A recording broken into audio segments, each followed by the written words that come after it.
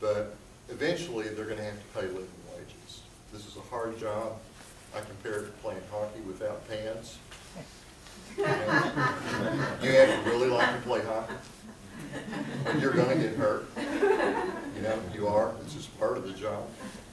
But these are special people with special gifts doing a special job that no one else can do. And I think the wages that are paid are equivalent, really. But we're starting off. I mean, if you run an ad in the paper for peer specialists, nobody's ever heard of it. Don't know anything about it. What is the wage? What is the average wage here in Texas, in Austin? I'm just taking a shot at this. We have a survey that we're getting ready to send out to get more detailed information on that. But my guess is about 11 to 12 bucks an hour. Is that? No, it's not. That's not much money. And it's a really tough job. That's even 10. It's a rewarding job, but it's a tough job. Yeah, I've seen it as low as $11.42 an hour, and as high as 17 before taxes. So if you're in a 15% tax bracket, you're at 15 something. But that's also an anomaly because you have some organizations out there that will be third-party peer providers instead of immediate. So instead of ASH hiring, let's say some peer providers, you may have an outside third-party agency hiring peer providers. And so that upper wage is kind of inflated. Right. I think 11.42 to 11.75 is kind of. Yeah, that's pretty consistent with what I've heard about. And it's not enough. Yeah. Well, that wasn't my question. I just popped that out because. I'm sorry. But I do have two questions. Okay. One, regarding being a CPS, you have to be willing, my understanding, maybe I'm incorrect, is you have to be willing to publicly declare that you are and have a mental health diagnosis. That's correct.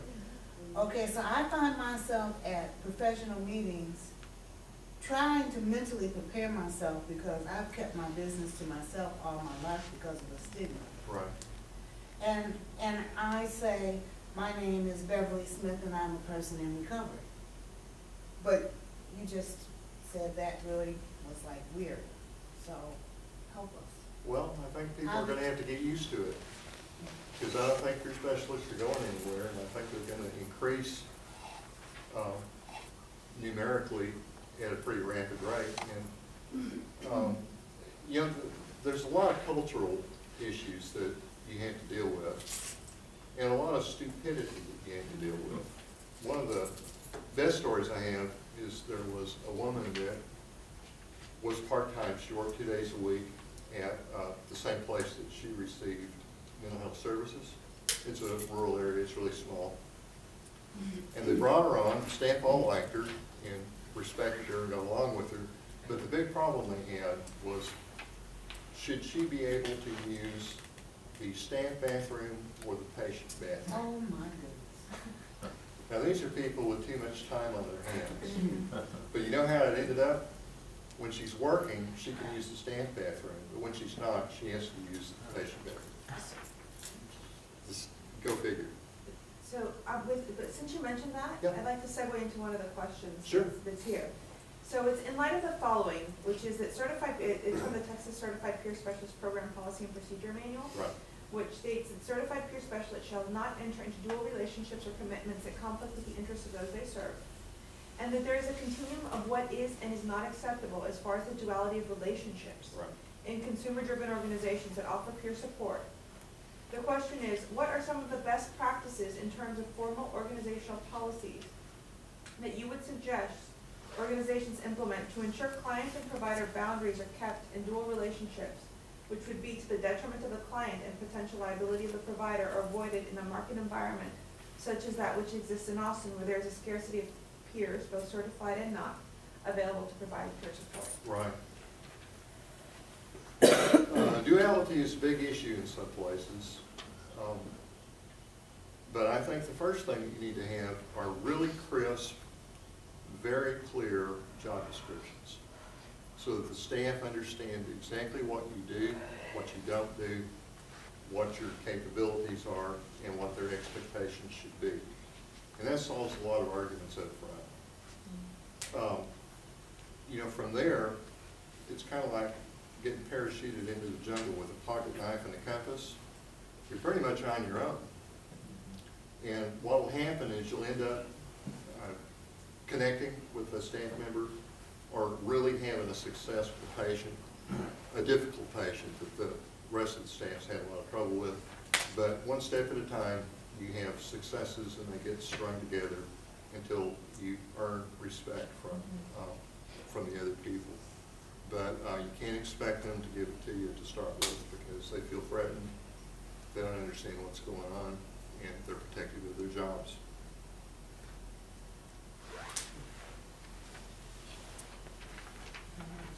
I have a question. So could you compare and contrast the role of a peer specialist with the role of a sponsor? Are they similar and are they different? Wow, that's an interesting question. The whole purpose of a peer specialist is to help a client set and achieve goals. And I think in a sponsor environment, there's only one goal. You know, we have people with housing needs, we have people with mental health needs, we have people, just all kinds of people with different needs. But the programs like AA and NA and those kinds of things, basically they have one goal in mind. Keep you sober? Yeah, absolutely. And I think they can be a bit more directive. Yes, You know, they in are. sponsorship roles, we're a bit more directive, and we throw out ideas, maybe you could do this, you could do this, you could do this. In a peer support role, we're really helping that client find what they know about themselves. Exactly. What could you do? What have you done in the past that's worked? So we're relying on their strengths instead of telling them what to do. Like, go wash your dishes and call me back. Read page 67, call me back. Right. It's a lot more directive as a sponsorship role than as a peer support. It's support instead of direction. Absolutely. Yeah, it was really well put. I would say support them in living a self-directed life. Yes. Yeah. Shift. I am retired. I am a volunteer. I am retired from Michigan Department of Social Services years ago. Ah, Okay. I keep applying to get a seat in the CPS, but because I don't have a job, I am out. For $10 to $12 an hour, I'd rather do it as a labor of love. right. So that's my first question. How do I get a seat in the CPS training? And secondly, the clients or the people that would be my clients right now, in their head, they're forming friendships, not a professional relationship. In their head, they're seeing me as their friend. So help me with both those things, please. Okay, well, the first thing, to get into the class, it's almost impossible to get in if you don't work or volunteer in a mental health care provider for at least a period of, say, 6 months. So. But those, you gave us 3 requirements. Right, but that's just, you can, if you can't check those 3, you're just out. I can You'll check never those get in. 3. Yeah. I don't work. Yeah. I don't choose to work. I'm blessed not to have to work. Right.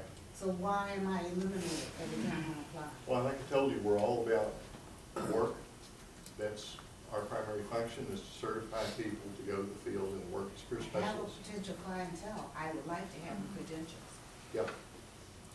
But that's the way it is you have to have experience, or you just, I have experience, sir. I'm retired from Michigan Department of Social Services. And right here in Austin right now, I'm a volunteer with an organization who serves people who have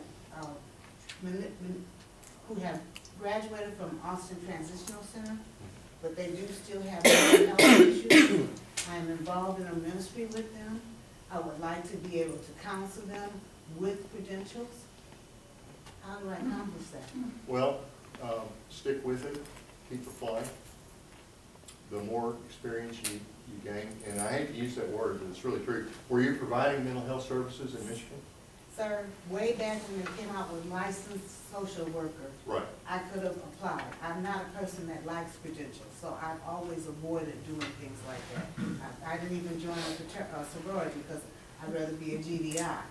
So I'm finally saying, okay, I want to help, but I need some credentials that I am well qualified for. Well, maybe, you know, why don't we get together, early next week, and we can chat a little bit more about that and see, you know, what we There's can do. a class coming up the end of January. Okay. We're having it more often this year. We're gonna have CPS classes about every 2 months, and we're gonna move them around geographically. Well, there's one coming up here in Austin in January. Yeah. I would love that. So I was taking a look at the sheet that I printed but really never read. I know there are a couple other questions that came in online, and here's one.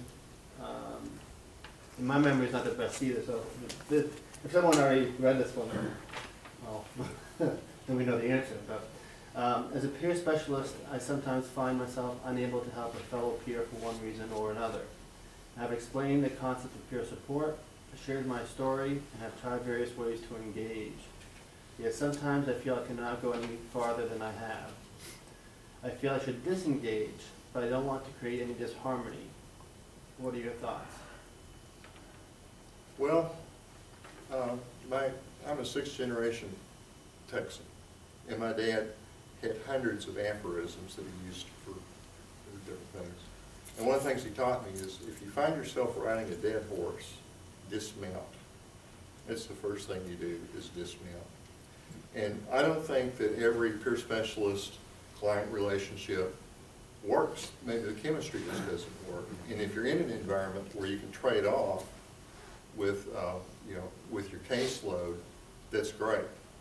But if I don't know of anybody that's serving every patient that is treated. And it may be that that person just isn't ready. It could be a lot of factors, so I really don't know.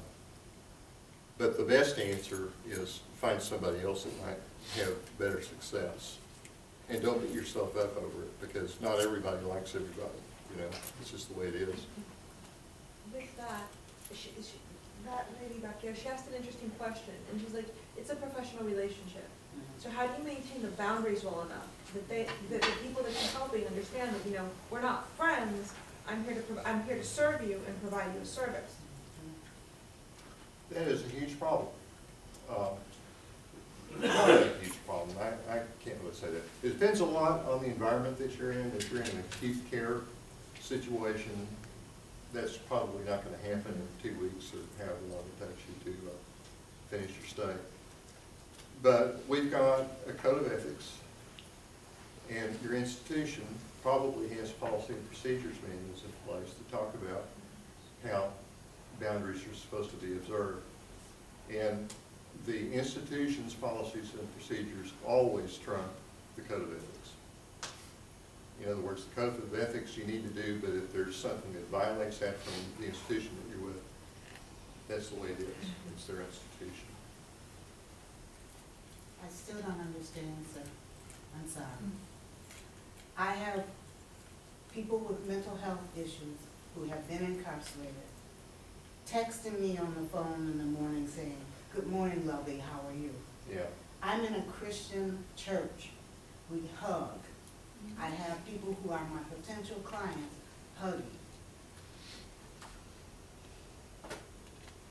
Well, what you gonna do about that? I don't know. I'm here trying to gain as much information as I can. I can't get into your class to be able to put CPS after my name. Well, it's a really highly individualistic thing. And the thing that I always say is that when you are a peer specialist, you've got to maintain a professional relationship. You need to look, act, and think like a professional. And there are nice ways to keep people from hugging. Like you can put your hand out and shake your hand and diffuse the hugging kind of situation if you're uncomfortable with that. Well, I'm uncomfortable with it because they're potential clients, Yeah, not because and- I'm uncomfortable with hugging. How did they get your personal email? Because we have a ministry and we're getting ready to form a nonprofit, and we're interacting with these people in order to try to support them to go to the next level in their lives. And so this is text messaging on my cell phone. So I wrote back and said, my name is Bev, or Beverly. I am not your love or Dennis's Right. baby. Please stop. And I got an apology and I accepted. Right. And the next day I got another, hi, how are you, Bev? I said, I'm fine, blah, blah, blah. And then they said, that's just the way they treat their friends. And then I realized they're trying to have a friend relationship. Right. Well, there aren't any easy answers to that. I think keeping a professional attitude is your best defense, so that when they stray off the topic or stray off of the purpose that you're trying to achieve with them, you gently but firmly bring them back into the fold. But it's an art. And I don't know if you can teach that, really. It's something that, well, you can. You can. Well, I want to teach them how to be able to interact successfully at work, and et cetera. You can't go around your job calling people honey, love, baby. Well, this is Texas. You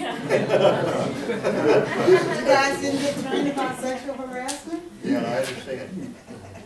There's a lot of gray areas in there. Yeah. Hi.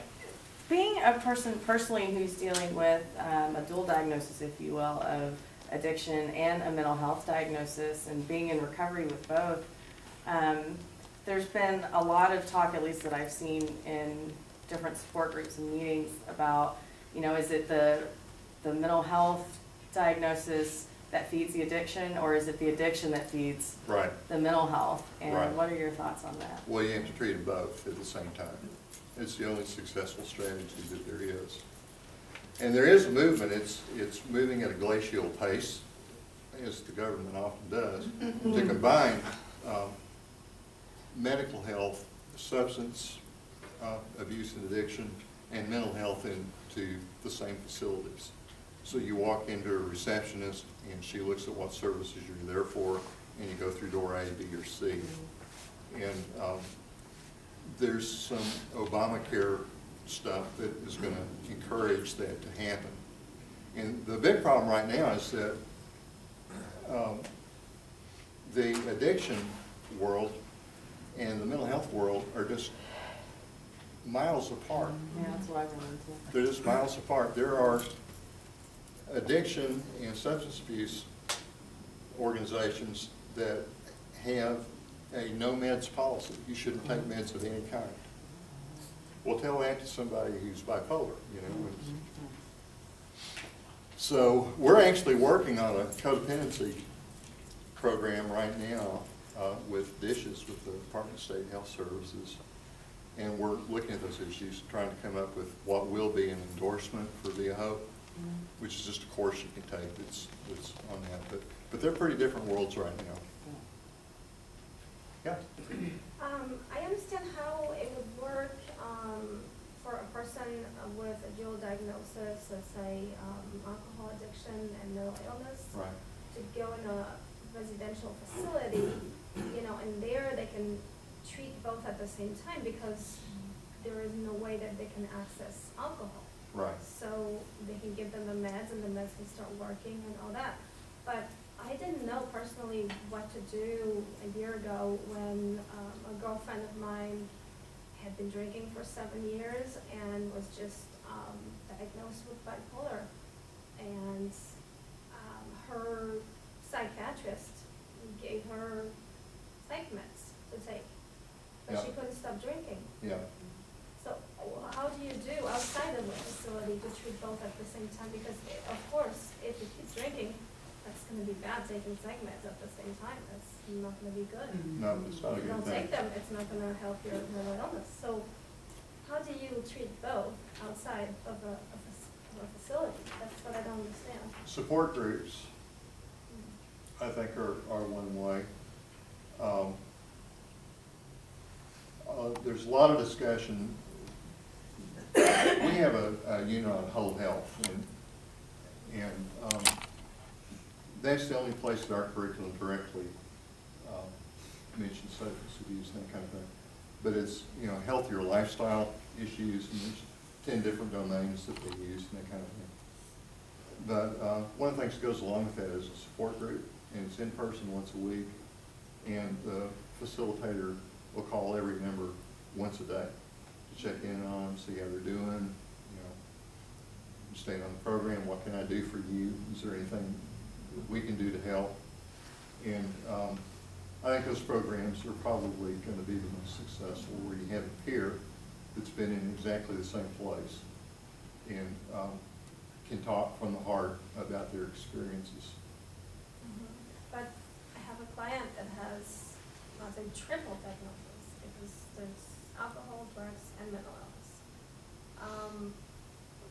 When do you, I mean, after how long working with that person and support groups and coping skills and all that, when does it come a time to say, okay, it's not working? It's not going to happen.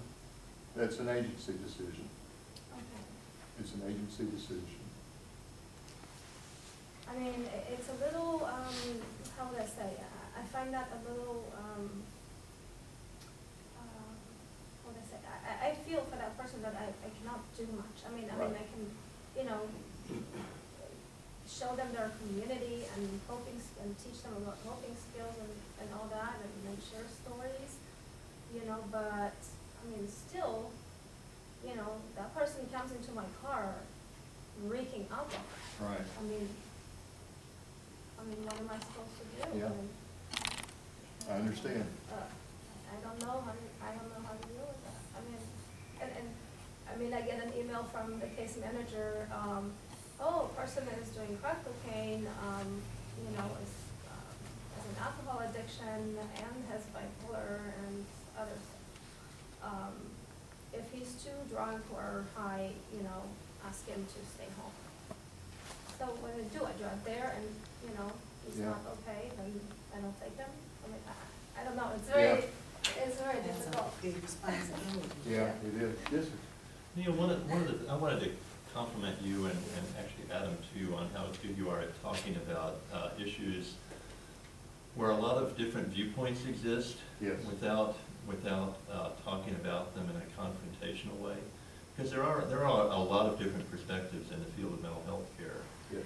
That frequently disagree with one another, and so I think it's a lot easier to find common ground and to disarm people, help people relax, and communicate about these things if you talk about them in a non-confrontational way as you have tonight. But one of the questions I wanted to ask you, because this is a perspective I've heard from people that come from one particular viewpoint on mental health care, and that is, I can see how important it is to have collaborative care for substance abuse and mental health, other mental health diagnoses, because of the frequent co-occurrence of those situations. But one of the things I've heard some people say is that they're afraid that some of the less common serious mental health diagnoses like schizophrenia or bipolar disorder are going to get swallowed by some of the substance abuse programs because those diagnoses are much more common. And I have to say that in some of the publications or literature that I've read from some of the organizations that deal with both, you see a lot written and a lot said about substance abuse, but you don't see much written about schizophrenia or bipolar disorder in their materials. No, you don't. And so what's the solution to that? How do we treat those coexisting conditions and make people comfortable that their specific family concerns aren't going to get lost in the big picture? Well, you raised some really good questions. There is a huge fight going on at the federal level.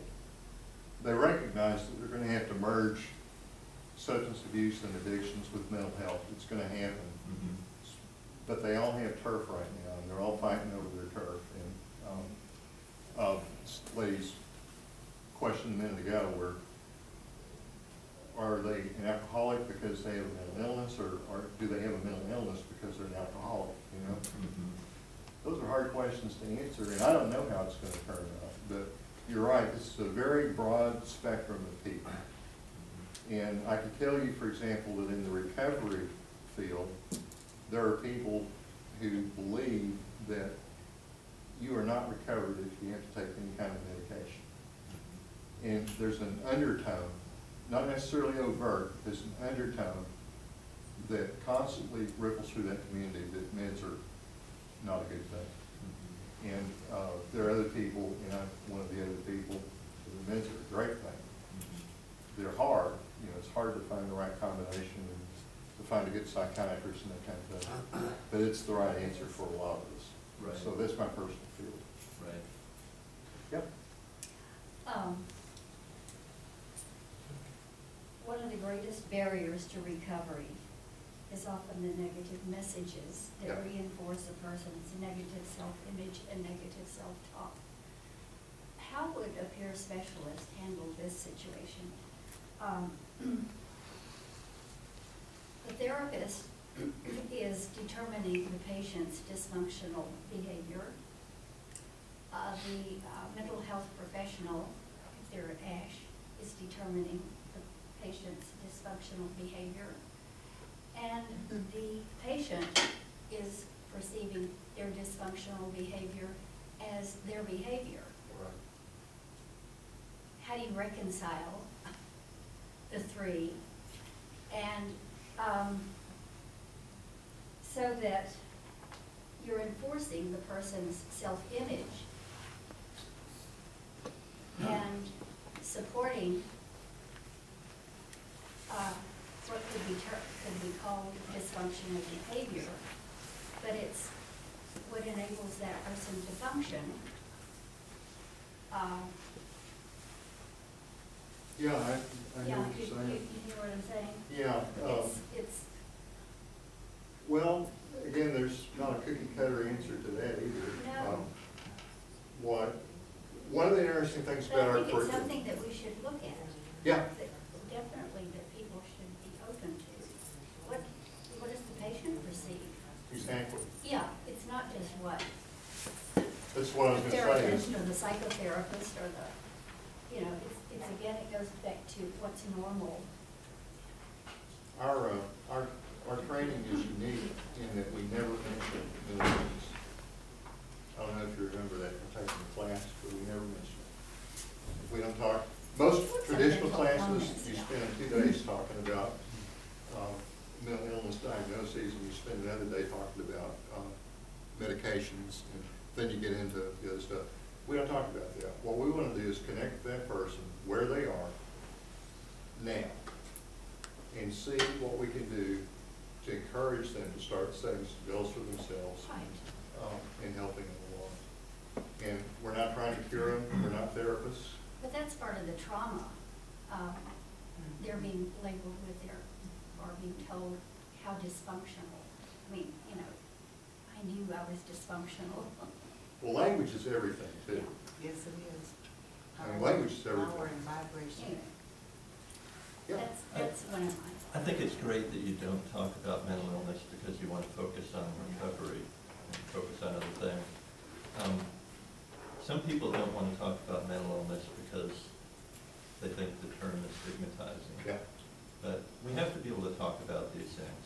One of the reasons the gay community has made so much progress is because they're willing to be out there Right. and talk about, we're here and we're not going away, so you better get used to this. Yeah. You know, and so, but I can see why, you know, why you don't talk about mental illness. You want to focus on recovery, but I think we shouldn't lose sight of the fact that we have to get comfortable being open and talking about these things. Yeah. And, some of us are in positions where we can really say do that without feeling like we're putting our job in jeopardy or something like that. So certainly there are different